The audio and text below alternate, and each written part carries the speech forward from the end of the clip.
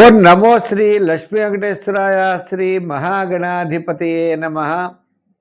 వ్యాసం వసిష్ఠ నప్తారం శక్తే పౌత్రమకల్మషం పరాశరాత్మజం వందే సుఖతాతం తపోనిధిం. ప్రేక్షకుల నమస్కారాలు తెలియజేస్తూ మనం ఈ వారం రాశి ఫలాలు తెలుసుకుందాం. జూలై 26 నుండి ఆగస్టు 1 వరకు ఉన్న గ్రహాల యొక్క పరిస్థితిని అనుసరించి మనం రాశి ఫలాలు తెలుసుకుందాం. చంద్రుడు ధనస్సు, మకర, కుంభరాశుల్లో చంద్ర సంచారం.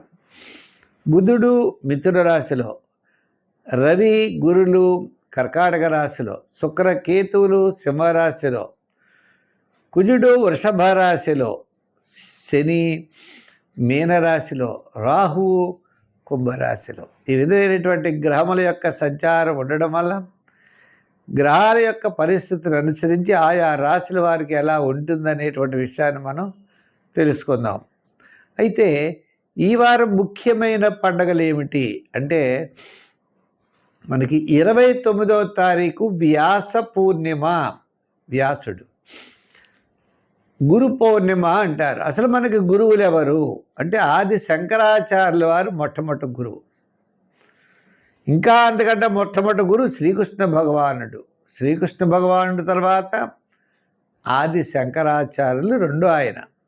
మూడో గురువు ఎవరు? వ్యాసుడు. ఈ ముగ్గురే మనకి గురువులు అట. మిగిలిన వాళ్ళంతా గొప్పవాళ్లే, కానీ గురుత్వం అనేది ఈ ముగ్గురికే ప్రతిపాదించబడినది.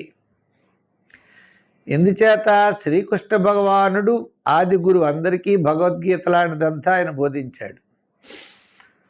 రెండవది ఆది శంకరాచార్యుల వారు అందరికీ అందించాడు ఇది.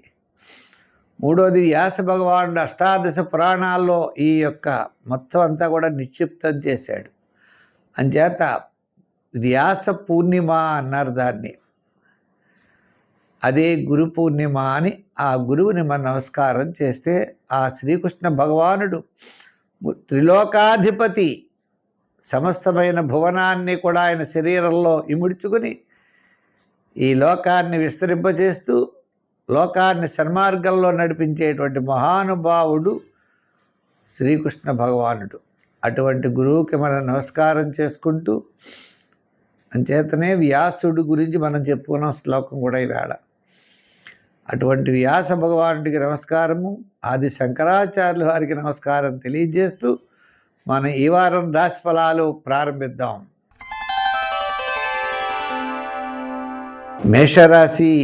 ఈ మేషరాశి వారికి చంద్రుడు దశమ, ఏకాదశ, ద్వాదశ స్థానాలు అంటే నవమ, దశమ, ఏకాదశ స్థానాల్లో చెప్పచ్చు. అయితే వార ప్రారంభంలో ప్రయాణాదులు ఉంటాయి, వార మధ్యలో కార్యజయం, ఆర్థిక లాభం, వారాంతం అన్నింటా ప్రోత్సాహకరంగా ఉంటుంది. గత 4 వారాల కంటే ఈ మేషరాశి వారికి ఈ వారం చాలా ప్రోత్సాహకరంగా ఉన్నది. ఎందుచేత అంటే శుక్రుడు 5వ స్థానంలో ఉన్నాడు. విందులు వినోదాల్లో పాల్గొంటారు. మీ క్యాలిక్యులేషన్స్ చాలా కరెక్ట్గా ఉంటాయి. బుధుడు 3వ స్థాన సంచారం. ప్లానింగ్ విధానం సక్సెస్ఫుల్గా ఉంటుంది. కొన్ని నిర్ణయాలు తీసుకుంటారు. ఆ నిర్ణయాలు తప్పనిసరిగా మీరు అమలు చేస్తారు. దానికి అనుగుణంగానే మీ యొక్క విధి విధానాలు ఉంటాయి. తప్పనిసరిగా విజయం సాధించే దిశలో మీరు ప్రయాణం చేస్తారు. ఇంకా విద్యార్థులు అంటారా, గురుబలం తక్కువ ఉండడం చేతను పేమెంట్ షీట్లు రావడానికి అవకాశాలు ఉన్నాయి. రాజకీయ నాయకులకి కొద్దిగా పనులు ఆలస్యం అవుతాయి.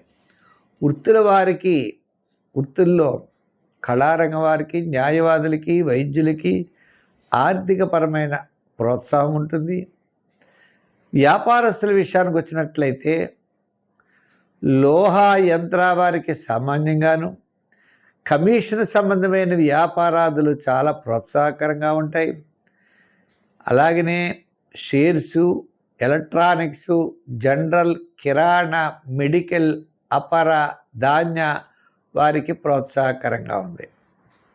ఐటీ రంగం, అలాగనే మీరు చిన్న చిన్న వృత్తులు చేసేవారు, అంటే సంచార వృత్తులు చేసేవారు, ఇన్సూరెన్స్ కంపెనీలు, కొన్ని విషయాలు అందరికీ కూడా ఈ వారం గతం కంటే చాలా ప్రోత్సాహకరంగా ఉన్నది.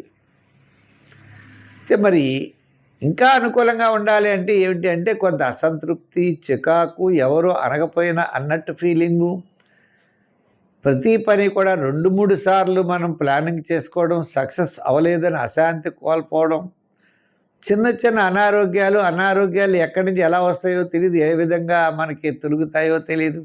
ఇటువంటి స్వల్పమైనటువంటి ఇబ్బందులు కూడా ఈ రాశి వారికి ఉన్నాయి.